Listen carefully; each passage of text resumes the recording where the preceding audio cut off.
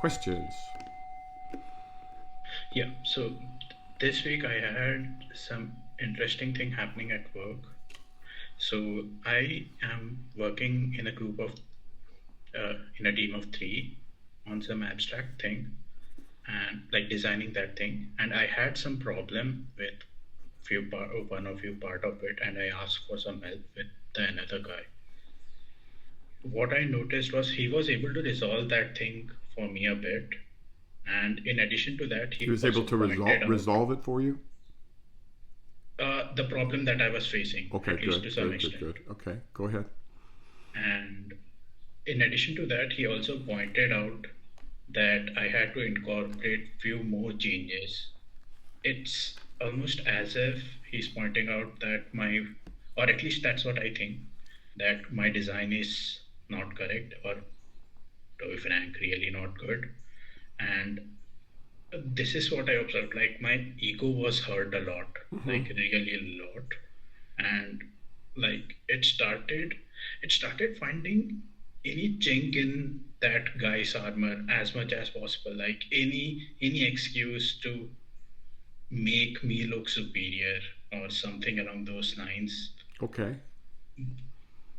But either way, it was like it felt really real in the sense that my ego was basically saying that I'm not performing well, I will get fired, even though in reality, I know I have performed way worse than this. So, like, it feels real that I'll get fired, but like, how do you tackle this distortion created by the ego? Excellent question. Thank you for sharing it. Uh, let's get just a little bit more information. What's this guy like? Uh, this guy is like, I would say, a silent type, and like, uh, how should I say? I forgot. There is a word for it. Resourceful type guy who Mm-hmm. gets things done.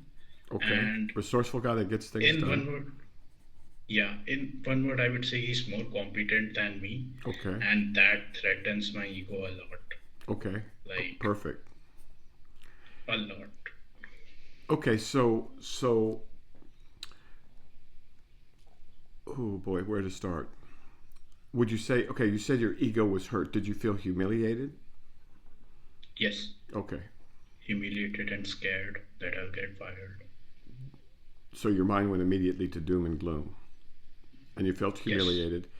And did you feel like you wanted to get back at the guy a little bit?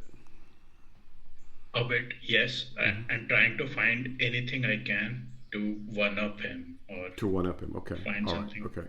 So this is so rich. It's just amazing. And so I'm glad it's come up because this is very, very common, especially for males, but also for females. So you felt humiliated. Your ego was bruised. It hurt. It didn't feel good.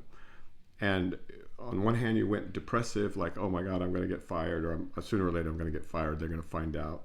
But also, and probably more importantly, you felt aggression stirring in you because you wanted to get back at this SOB, right, for humiliating you. Yeah. So, where to start? This is so rich. Well, let's start at the, you know, fairly far down. You're an animal, right? You're a male animal. And we're of a species that has a dominance hierarchy. We're not like doves, we're more like wolves and monkeys, chimpanzees, in that it is built into our very nature for the males to compete with each other, uh, usually for sexual rights to the female.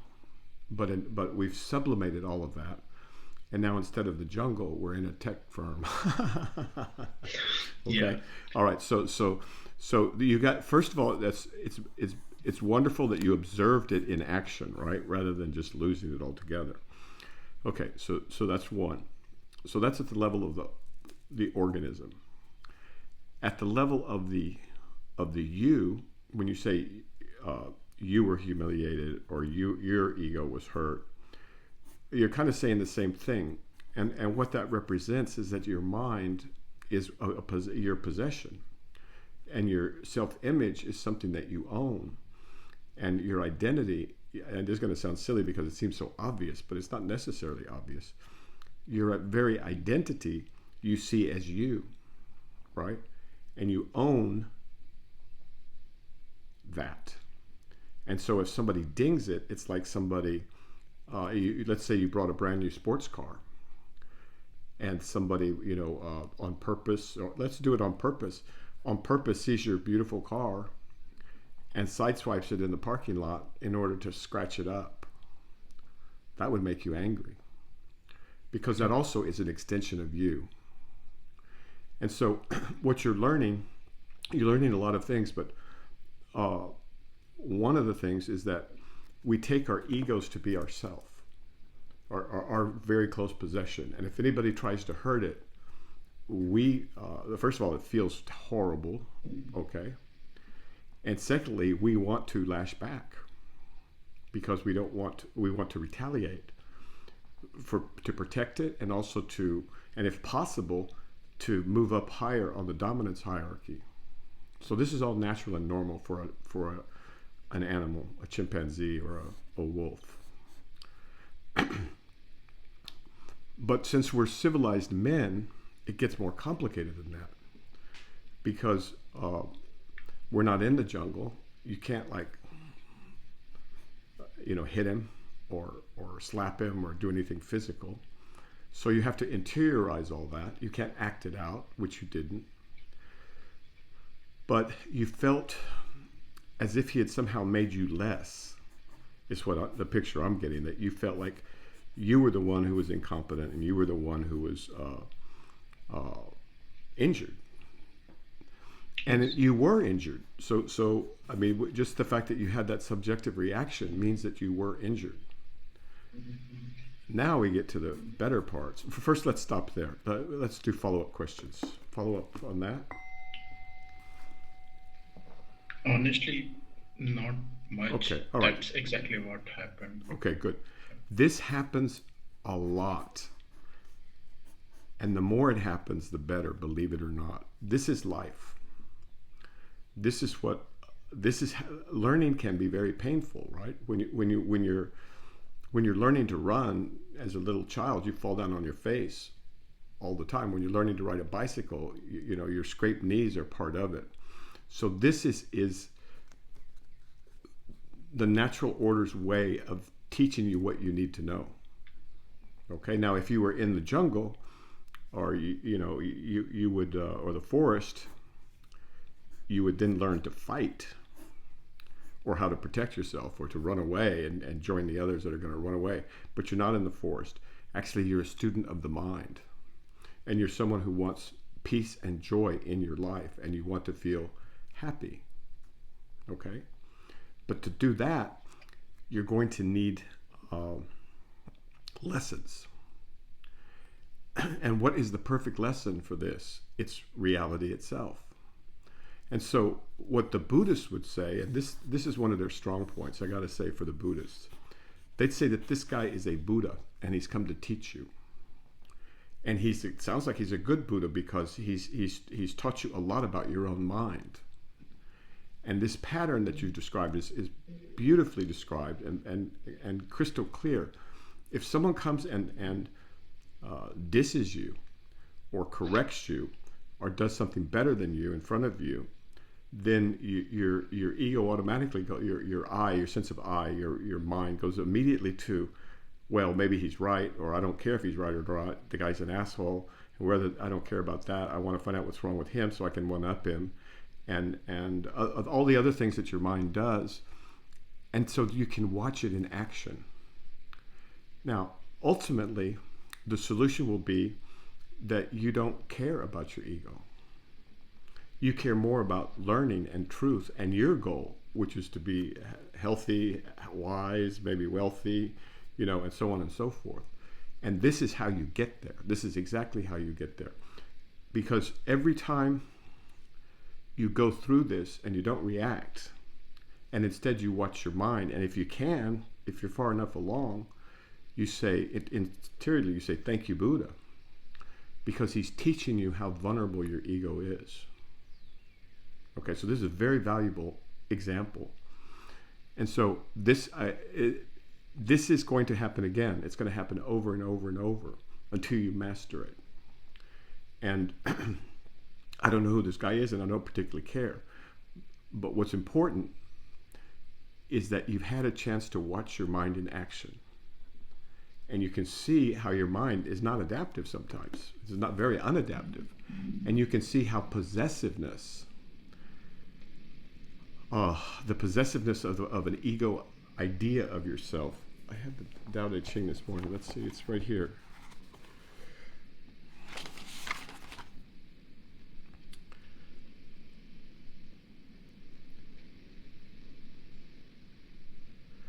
Extreme fondness means great expense, and abundant possessions means much loss. Okay, so possessions don't just mean physical things. It can be the possession of a concept of yourself. And then it says over here, there's no fault greater than possessiveness. And so what you're learning is that, okay, here's another line. Which is more destructive, gain or loss? So what you're learning is how loss is essential, or adversity is essential for growth. Absolutely essential. And one of the tragedies that's here in the US, I don't know about India, but a whole generation of children have been protected from the reality of life. You know, life is hard. There's no question about it. And these kinds of bruisings are absolutely essential for your growth. And although, and I know it feels awful, it must feel horrible, right? Especially at the time. Yep. But there's a way of reframing the whole thing, whereas it becomes, instead of somebody beating you with a club, it's somebody handing you a ladder so you can get to the next rung. And as a student of truth, a student of the way, someone who wants, clarity and realization and things like that, this is exactly what you need. And so the next time this happens, so you need to stay alert and then wait for the next time. And maybe next time you'll get as much or more learning from the situation. So this is how you watch your mind in action. And this is when Krishnamurti speaks of, seeing the mind, in its entirety, seeing the movement of thought, this is what he's talking about at another level, but admittedly, but what he's talking about is watching the movement of your mind. Okay, he comes in and says, "Oh, you did this wrong. You need to do this, and you can't do this right," or whatever he said. You can watch your mind take that stimulus and start to move, and you saw it move in three directions. One was doom and gloom. I'm going to get fired. Another one was, ouch, that hurts, and it does, but you're a man. And the third one was, how can I get back at this guy? So you can just watch the mind do that, and that's perfect. So good. Great. Now is there follow-up? Honestly, yeah, like during that time, Mm-hmm. I don't know, my demon or something basically pointed out that be grateful for this. You are able to notice this. Excellent. Your daemon, the jump on Buddha, it and- the Buddha. What would be a Hindu equivalent? The daemon, the Buddha, Don't know. the angels. They must have assistants, the Hindus, for helping someone grow. I You don't know? don't know. That's okay. the That's okay. issue, Well, but I- Krishnamurti, all right. So Krishnamurti doesn't use that, but anyway. So go ahead. Your daemon. Yeah, that's what. Describe it to the basically audience said, what a like, daemon is. For me, a daemon is an internal voice that basically points me when I'm doing something wrong. Okay. Like, again, wrong is, I don't know whether that's Good. That's wrong is still perfect. a Okay. So subjective that could be. word. So in the Buddhist, that would be a bodhisattva. In Christianity, that would be an angel.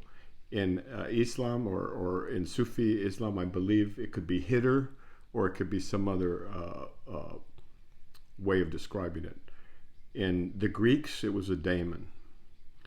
And we need to look, because I'm sure every tradition must have these. because our minds are such that we need expedients, temporary expedients. Oh, in Western reductionism, it would be the superego. Except the superego is not very friendly most of the time. So, all right, so good. Your daemon is an inner voice that guides you and it has higher wisdom and something you can appeal to. So it's like a tutelary also. So in Tantric Buddhism, they use tutelaries like Tara or Manjushri or some bodhisattva in the second attention. Good, excellent. So go on, your daemon. Yeah, like I think that's the thing that I noticed. So like what I get it is like I should just notice when this is happening, observe what is happening. Exactly. Not react to it. Exactly. So I think that is another question, but we can make it a separate question. Okay. It's related to this itself. Beautiful. I love it. Question.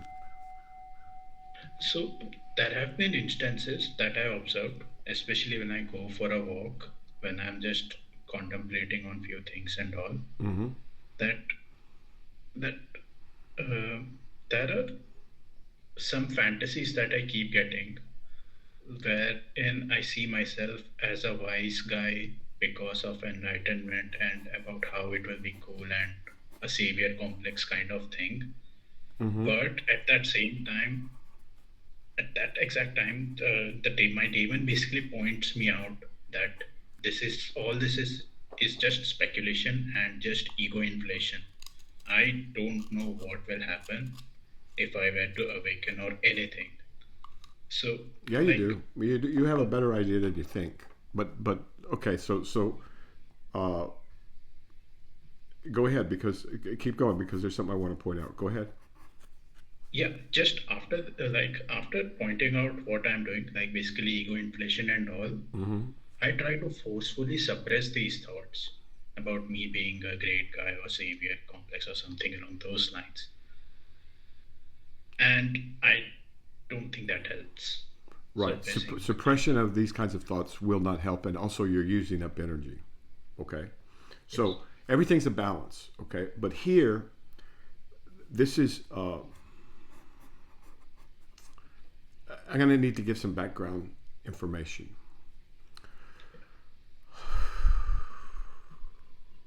A couple of 100 years ago or so, 300, 400, 200, 300, 400, and even more recently, maybe in the last century, people had a model of the world that they could rely on.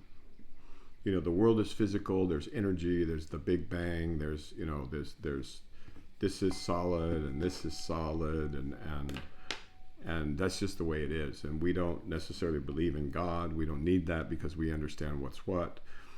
And that has been the mentality of our age, hence the problems that we have. But let me try and explain that some more.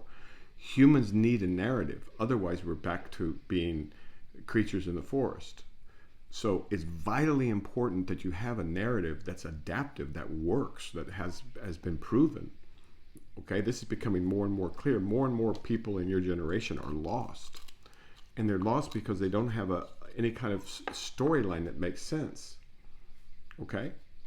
And so it's vitally important that you pick a narrative or narratives that serve you, that don't either inhibit you, suppress you, or leave you floating with nowhere to head. Do you see what I'm saying?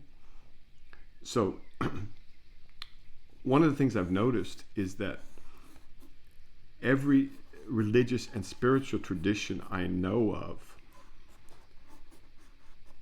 puts compassion at its center. And no one does it, to my mind, and just in my own experience, which is limited, admittedly, but and I'm not trying to advertise for the Buddhists, but the Mahayana Buddhists put the enlightenment of all sentient beings as the goal. And your job is to do that. And you can. That's the strange part. And so the grandiosity is huge if you think about it.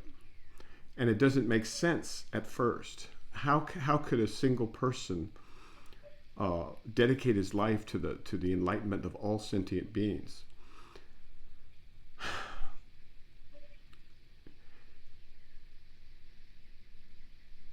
Well, one way is by using the second attention.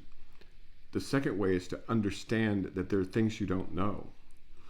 And what I'm trying to point out is that it's vital to have an adaptive tradition that includes caring for others, because if you don't, at the end you're completely lost. Because the other is you, and you don't recognize that until you're further along. Okay? And so Krishnamurti, what does he say? He had a whole tip. Did you listen to the Krishnamurti by any chance? Yeah. Okay, he did one, I think, on compassion and morality, that you are the world. Our human mentality, we share a mentality, all of us humans.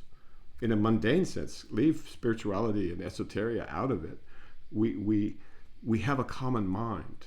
We are each, and then if you go deeper into your understanding, you get to where Jesus was, which is what you do unto the least of these, you do unto me. The other is you. He says, treat your neighbor as yourself. Well, he's not speaking metaphorically. Your neighbor is yourself. And so at a deeper understanding, you'll realize that I am nothing more than you talking to yourself. That's what I am. You've basically, I don't know, I hate to use the word manifested me, but you kind of like manifested a teacher to try and help you with your understanding. And so here I am. Do you see? I mean, and it's very mysterious. But the more understanding you have, the more sense this will make. And so, wanting to be the savior of the world, well, what does that mean exactly? What would that mean? I still am not a Vulcan, so I still can't identify like me being there everywhere. Like, would you say Jesus or Buddha were saviors of the world? Kind of, yes. Yeah. But the Buddhists don't mean it in that way. They mean it in that way and more. And so one of the things, I'll just speak from my own experience, one of the things I'm most grateful to the Mahayana Buddhists and the Tantric Buddhists for is the Bodhisattva Vow. Do you know what the Bodhisattva Vow is? Look it up and see if you can find it. Look it up and see if you can find it. Go to Dalai Lama's Bodhisattva Vow. This is a vow I took. I didn't know what it meant. It scared the hell out of me. To save all beings before. Okay. Go ahead. To save all beings before entering nirvana, him or herself, and to remain in the realm of birth and death, working for the benefit of all beings, until every last one is delivered from suffering. I think this was a vow taken up by one of the sage, Bodhi. I don't remember his name. That he said that he will read it again slowly. Read it again slowly, and then I'm going to read it out after you. So make sure everybody gets it. Is this the Dalai Lama's Bodhisattva Vow? I think Bodhisattva Vow is the Bodhisattva Vow to save all beings before entering nirvana. To save all beings before entering nirvana. Go ahead, next line. Him or herself, and to remain in the realm of birth and death, working for the benefit of all beings. Remain in the realm of birth and death, right? To remain in samsara until, go ahead. Yeah. Until every last one is delivered from suffering. Until every last one is delivered from suffering. Now, how grandiose does that sound? It's okay. It's okay, though. It's somehow or another, it's okay. Not only is it okay, it's good. So how do we do that? Well, every time we can, we try and help someone. You know, we don't go silly, right? We don't lose the balance, but in order to help someone, we have to understand what the situation is, and to understand the situation, we need wisdom. So this savior complex, as you call it, I don't think is neurotic. I think it's also natural to the human being. Okay? And in a mysterious way, I don't know, it could be tomorrow, it could be a year, it could be 3 years. When you wake up, you'll see how this makes perfect sense. Perfect sense. And so there's something else, there's something else moving through us as humans. We're not just animals. There's a consciousness moving through us. And as this consciousness moves through us, it comes out in thoughts. and it comes out in aspirations. And if we don't block it and we just attune with it, we see that we are a force for good and for as part of this whole process of evolving consciousness. Now, when consciousness moves through a tree, it produces leaves, right? Through a bird, it produces songs and colors and feathers and things like that. But when it moves through us, it produces thought. And one of these thoughts is, there is so much suffering in the world among my brethren and my sisters and brothers. I should do what I can to help them. This is a noble thought. It's a realistic thought. It's a thought to guide your life with. And so don't put that in the realm of other thoughts, because that is a thought that aids you. If enlightenment is what you want, you're going to need that thought. You're going to need that bold motivation. I can't stress it enough. Otherwise, this becomes dry, selfish, and self-centered and self-absorbed, and it becomes something maladaptive. You know, you can have people living in a cave and they go, oh, well, I saw a God, but I've lived in a cave for 30 years. And so what is that? And ultimately they fail. So for a man like you especially, I think it's really important, do not drop that. Now you're going to temper it, it'll become clearer, but the base impulse, your intent, that's the intent of the world. And if you align with that intent, as opposed to get lost in your thoughts and everything else, then you're golden. And so I hope this comes up more, because there's a lot more to say about it, but do not throw that out. Don't throw the Jesus out with the straw in the manger. Do you see what I'm saying? That's really important. I still feel there is a thin line between this and going full delusional that you are the only There is a savior. thin line. There is a thin line. And the line is not that thin, because there's two things. There are two wings that we ride on. One is compassion, that's true. But what's the other wing? The other absolutely essential. If we were going to boil the whole thing down to two things, it would be compassion and wisdom. Now, wisdom requires insight. Wisdom requires judgment. Wisdom requires perspective and knowledge and information and all kinds of other things. And so yes, if you just flew on that one wing of compassion, you couldn't fly. But if you combine compassion and wisdom or insight, now we're talking about jet fuel. Now we're talking about what you need exactly. And I can't tell you how happy I am to hear you say these things.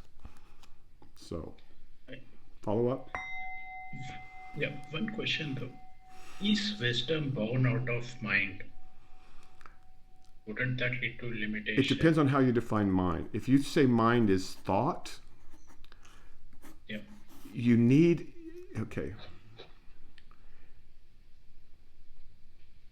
Let's say you're going to a nice, beautiful, cool, clean, clear, gorgeous, calm ocean to swim. But to get there, you have to go across the sands, and they're hot, and there's rocks, and there's all kinds of broken glass or whatever, so you need some shoes. So yeah, you need your shoes to get to the ocean, but once you're in the ocean, you don't need your shoes anymore. Mm-hmm. So I don't know, that may be a bad metaphor, I don't know, but the point is this, is that yes, you need your mind to gather information. Yes, you need your mind to study, to hear what's being said, right? To read has been written for you, to understand the work of the people that have gone this way before us and are still here in the form of books to help us, or teaching or whatever. Although these people are dying out, and there's not much interest anymore because people are preoccupied with getting everything they can for themselves. So yes, you need your thought mind, but there's another mind behind that, and that's what the Buddhists call big mind, or what some people call consciousness with a capital C, or it could be called the substrate, or it could be called the way, or it could be called the Nagwal, it could be called God, it could be called Atman, it could be called Brahma, it could be called, there's a million different names for the substrate in which all of this occurs. And so if you ask your question again, do you need the mind? for one thing, the big mind you can't get away from. It's what you're made of. The little mind, yeah, you sometimes you do need to, you know how I say sometimes you can't. Sometimes you have to battle wooden swords with wooden swords, and so you need your mind to battle your mind a bit. Right? It's like the example we had earlier today, where you saw your ego, go into the whatever spasms or whatever, beautiful. And then you thought about it as well as observed. You thought, oh, wait a minute, maybe I'm doing this maybe I want to hurt him because he hurt me. Or maybe I'm going into doom and gloom because that's what my mind does. So yes, you need your little mind and you need your big mind. You need your thoughts. But more ultimately, what you're going to be embedded in is consciousness itself, big C, which is much bigger than what you can imagine right now. So you need both. Now, as you go further along, you'll need less and less of you see, this is why have you ever heard of alchemy? Yeah. Alchemy is a metaphor. I mean, the kind of alchemy we're talking about, the kind that Newton, Isaac Newton was involved in, and the Sufis talk about, and they talked about, I think, in the Middle Ages, whatever. These are disguised words, they're metaphors for purification of the base metal into gold, which is a metaphor for how do we purify our minds. And you notice that the reason it's a good analogy is because at different times, at one time you'll apply heat, at another you'll add another substance, some sulfur.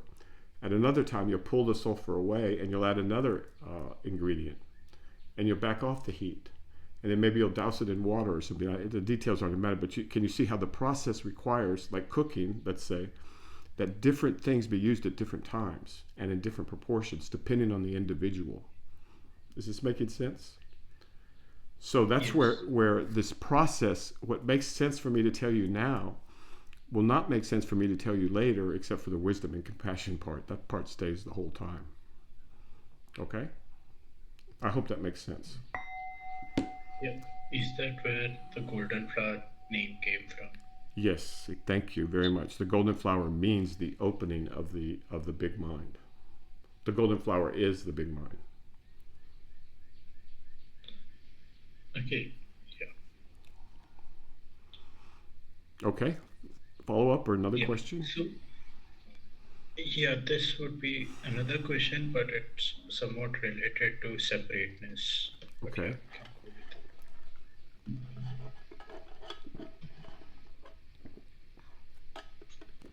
Hit me. Yeah. So I was thinking a bit about greed, and I feel like greed can only exist if there is separation. If there is no separation, then you can't be greedy because you need to help everyone else, right? Or am I getting wrong here? Well, it depends on what. Okay, so tell me what greed is in your mind. Tell me what greed means to you. What greed means, from my perspective, is someone's trying to hold on to something because they think in future they won't be able to have those things, or it could simply be a conditioned reaction to whatever society has fed them that they need to do these things and keep going ahead. But the core reasoning is still that they will be competing for resources. But if there was no separation between them and the world, they are not competing with anyone. So greed won't exist. So, all right. So I think so. Let's hear the question again. Yeah, my question here is: does greed exist only because there is a separation or apparent separation between self and the world?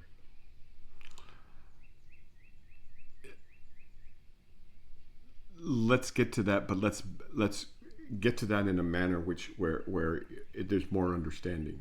Okay. Okay. When separation is over, then you realize that this world is you, but that's way too deep for most people, and it's wrong for you at this moment. Okay, so let's back again, go to basics.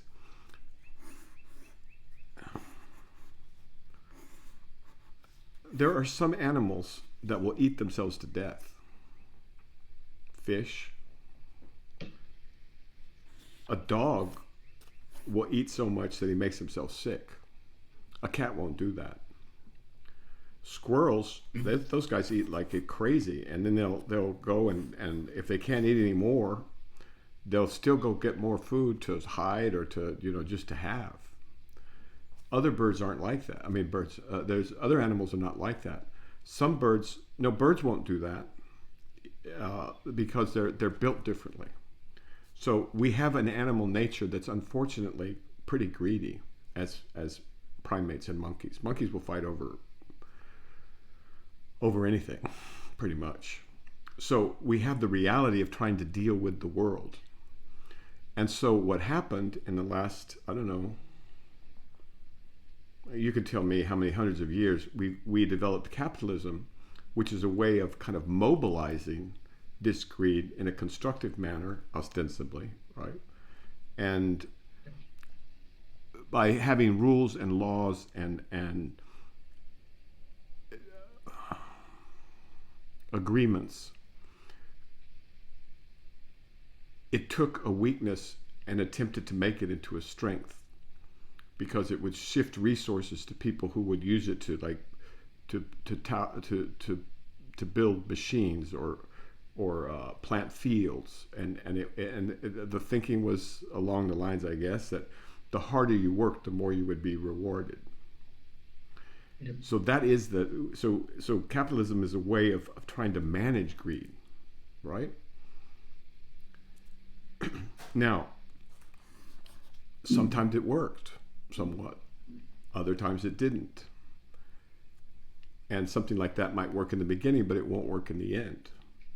So it's important to understand that this is a basic feature of our nature that has to be managed, especially for men, I think. But our cultures now around the world have endorsed this. I'm going to just go to that.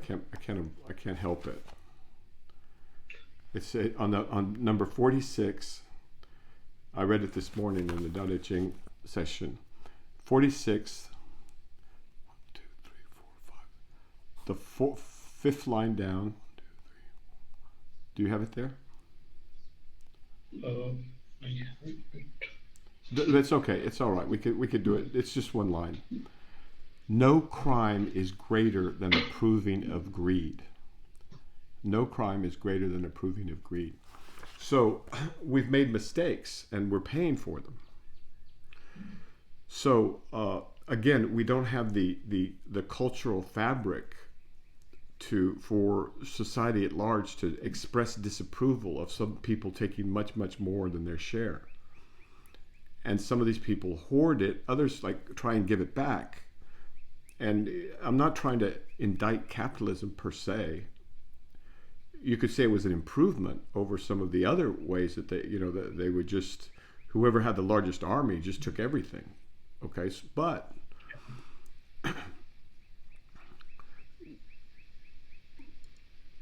as it says in the Tao Te Ching, if you take anything too far, you have to know when to stop. And if you don't know when to stop, you will be damaged thereby. Again, this is so crazy. Because it literally speaks to it directly. It says, if you know when you have enough, you will not be disgraced. If you know when to stop, you will not be endangered. So again, it's lack of wisdom. Now let's go back to your question, because it's been a while. Forgive me. Okay? So your question was, go ahead. Yeah, question was, if there exists no separation, will there ever be greed? Or I think it was the there's not selfishness when there's no separation, because there's no small s self. When you realize that you are them, like as Jesus did or Buddha did, then there can't be selfishness. There's no self, and if there is a self, it's everybody, it's everything, it's the world itself. So yeah, you're exactly correct. When separation goes, there's no selfishness, much less greed. Now, someone may want to do something for the world, and say someone knew how to raise a new crop that the world needed for nutrition. And to do that, he needed some land and some machinery and some seed and some some organic fertilizer or something like that. Then he might need to acquire things in order to feed more people. Okay, so it's nothing's black or white like that. But to answer your question, when you realize who you are, selfishness will not be there. And that's, I think, what you mean by separateness. Because separateness is the illusion. And the same thing goes for animals too, you know, they're part of us too. Sad. Okay. Yeah. Next question. From all our discussion, it feels like I am hitting at, most often than not, that I don't realize that some of our desires are basically primal in nature, like the greed that we were discussing earlier. How does one do that? Or, like, to be specific, is there a spectrum of conditioning ranging from primal to something that got developed later right now? And is it really difficult to, like, decondition those primal desires? Okay. Primal desires, we're going to call the primitive desires, right? Aggression and possessiveness and selfishness, right? You have to understand there's a countervailing set of primal or primitive desires, in that mothers protect their young, and there's an order to all this, and the male protects the woman and the children. I mean, I'm speaking in general about some species, but they're easy to talk about. I mean, it's reverse in other cases, and you know, you can't overgeneralize here. But if you observe nature, nature takes care of itself. A fish doesn't have to worry about eating too much in general, but if it's in a fish bowl and some kid's feeding it fish flakes, it'll die. Correct? So nature takes care of all of this. And even if a dog, you know, will eat anything it can get, there's many other countervailing forces.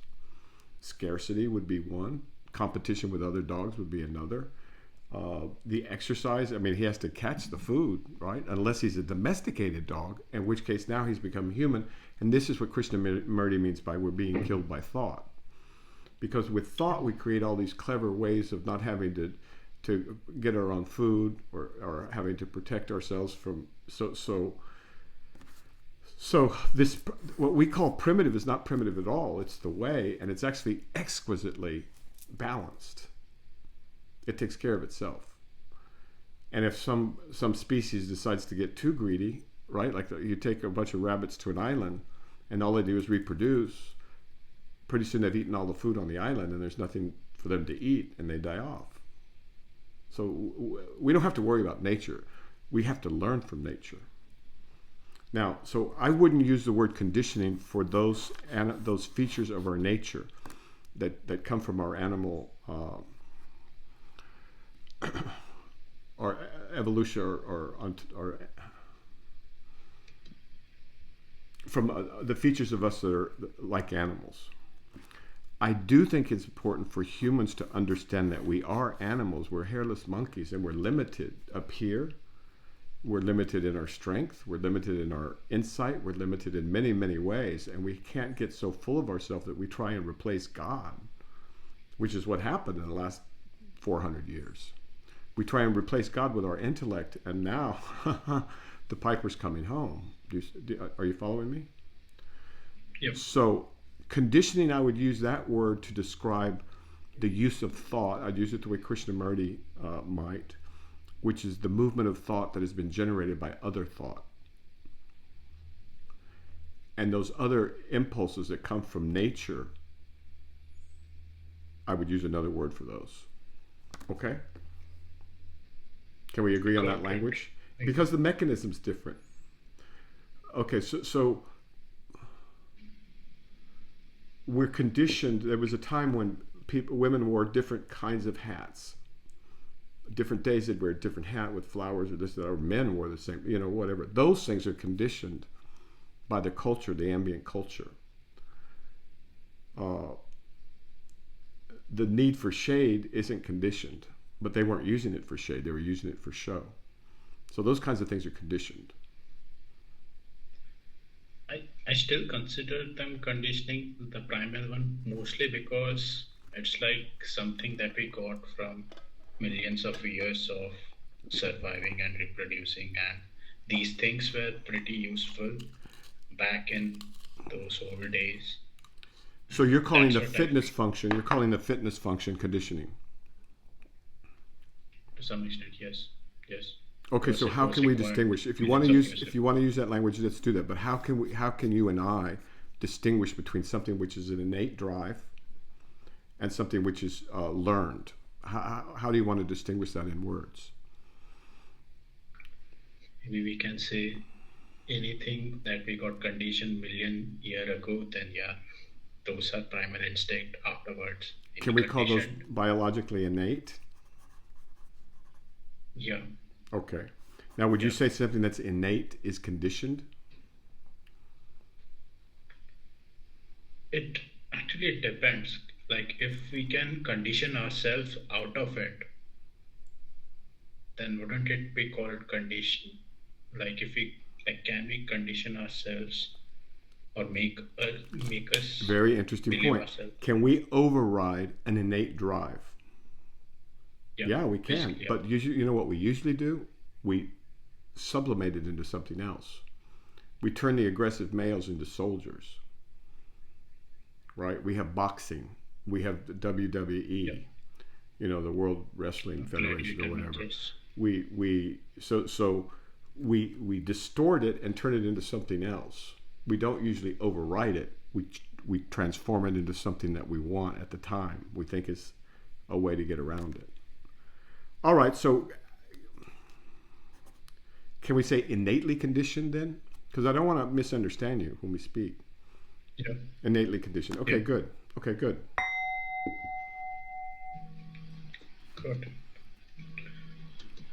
Okay, so next question is regarding the Krishnamurti's video.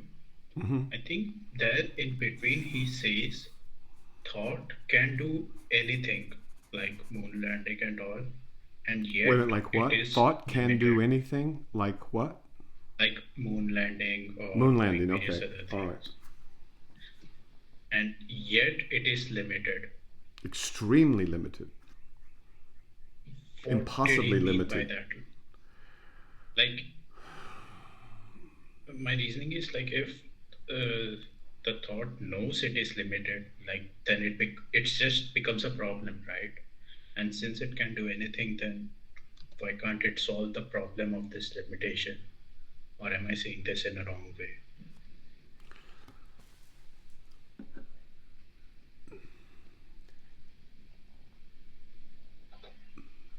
Let me just give a crude example metaphor. I think it was in the 80s or 90s, they decided to build a biosphere. Do you know what I'm talking about?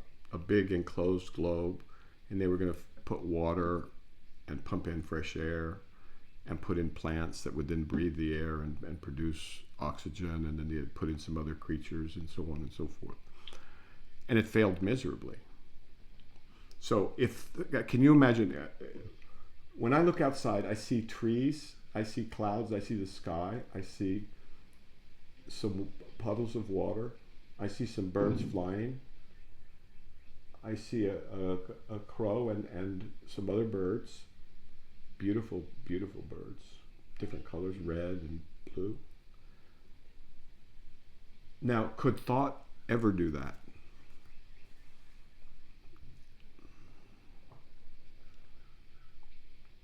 If it hasn't seen those things, no. Even if it has seen those things. Created those things, it can try, It can but try, but how well are we doing on making a bird? Or even making an amoeba?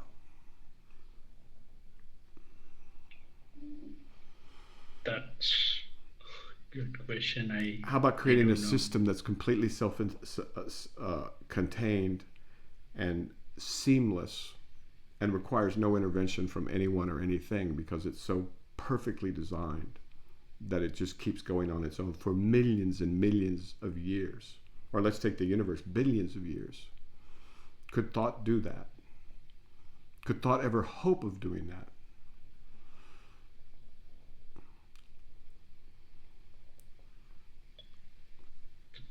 So It can leaving try aside to imitate the it. mystical aspects that mind can never know mind, big mind. Do you know Gödel's Incompleteness theorem? Yeah, yeah, Okay, yes. state it succinctly. State it in a short version. I Here, let me do it. Basically, something within a system is not going to be. It's not going to be possible for something within a system to describe the entire system that includes itself. Is that fair? yes, yeah. So now we're in this universe. What hope have we of describing this universe from the inside? Just use Gödel. Godel. Go ahead and read it for folks. It's good. Everybody should know about it. I actually remember its proof, and its proof is mostly like self-referential way of doing things. Oh, you're the Means, mathematician, right? Good, good, good. So you actually studied it. yeah, honestly, that's like black art of all maths. Like it proves halting problem. It proves It proves the a lot halting of problem. It things, proves a lot of things. It's very, very important. Is it not? and it's really weird. How should I say? Why is it weird? So see if you It's can find a one self-referential and sentence or two sentence description of the principle applied in a general way that non-mathematicians can understand. Go ahead. honestly, it would simply be the this. Uh, I don't know what we call in Zen. This statement is false. I think something along those lines, Okay, or to Russell's prove, paradox kind okay, of thing. prove this statement. Okay, this is a statement. No, this is a sentence. This sentence is false. Yeah, It cannot be proven. It cannot be disproven. It doesn't. You yeah, can't. The whole thing goes bzzz, right.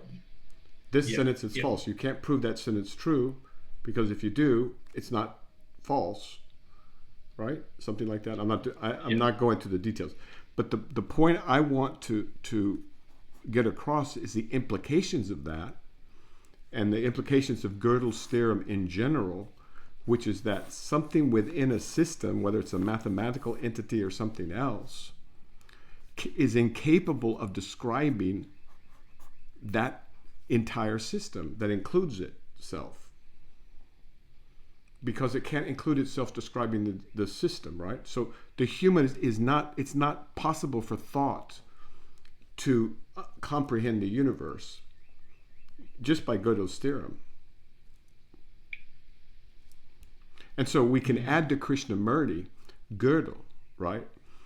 Thought is incredibly limited and limiting, and we can only go so far with thought. And that's what the mystics have been telling us since the very beginning. And not just the mystics, that's not a bad word. It was a bad word for 400 years. It's not a bad word anymore. The people who understand that there are ways of investigating reality that are personal and must be done in that manner by nature of the problem.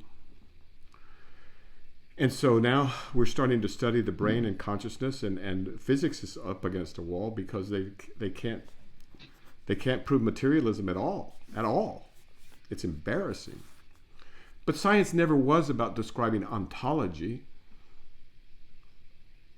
It was about describing how things move or how things interact, not what they're made of.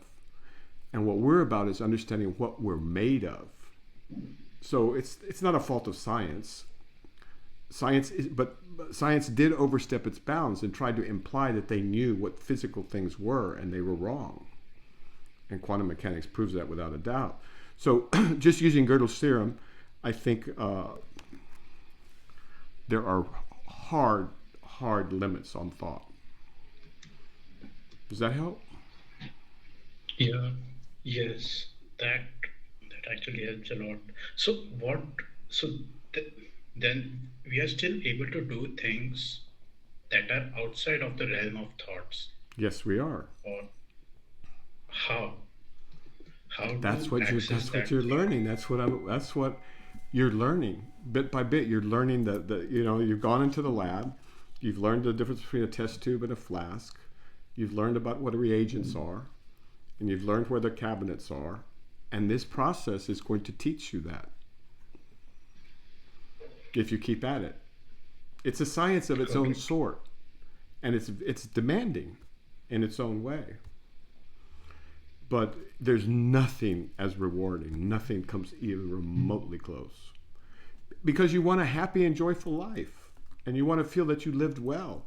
And unfortunately, 400 years ago or so, we threw everything out. We said, this religious stuff is all superstition. These mystic guys are just crazy, and we're going to do it ourselves with science and math. Well, yeah, we can do certain things. We can take men to the moon, to Mars. It's wonderful. We can make crops more efficient. I'm not anti-science. On the contrary, I'm very, very pro-science. But there's some places where science cannot go. And science will not bring us peace or understanding or wisdom. Okay? Or the truth. Okay, sir? But honestly, yeah, honestly, I can't kind of understand them. Like, I feel like Tim Wilber brought this up that there are two levels of religion. One level that actually deals with the mystic related things. The other one is the one that basically alleviates people's problems in not so mystic manner. And I kind of understand that because I don't think everyone can understand the mystical aspects of it True, until true, they can true. see things in one way. So a So wise to man was grow, they had. very, very good. So a wise man will try and speak to people in accord with their ability to understand.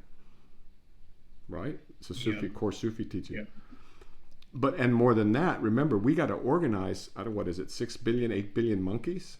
Hairless monkeys? They got to be organized somehow. Because we know that if we just let them leave them to themselves, they'll start ripping each other's heads off, and they do. So religion served another function, which was to organize society. Now, I'm not saying that it's necessarily the right way to go now. It depends. But certainly more understanding, because with understanding comes compassion. With wisdom comes compassion, and with compassion comes wisdom.